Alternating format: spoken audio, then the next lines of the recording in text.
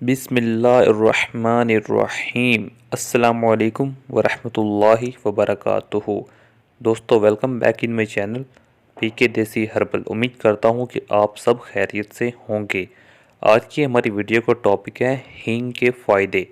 हींग के बहुत ही ज़बरदस्त फ़ायदे हैं, वो आज आपको इस वीडियो में मैं बताऊँगा।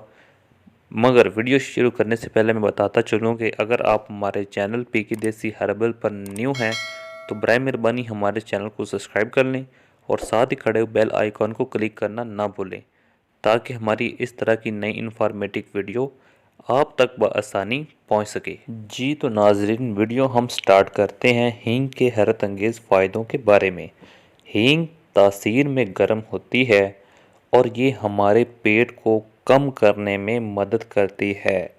ये हाजमे की ख़राबी और कब्ज़ की शिकायत को दूर करती है। ये एक कुदरती जुलाब है।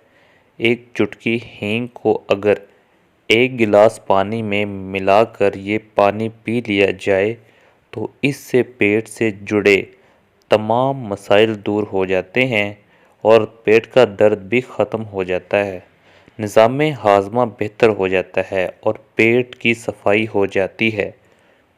दोस्तों, हमें चाहिए कि हम हींग का इस्तेमाल ज़्यादा से ज़्यादा करें। जिन लोगों को पेट के मसाइल हैं वो इससे छुटकारा हासिल कर सकते हैं। उम्मीद करता हूँ कि आपको हमारी ये छोटी सी वीडियो पसंद आई होगी।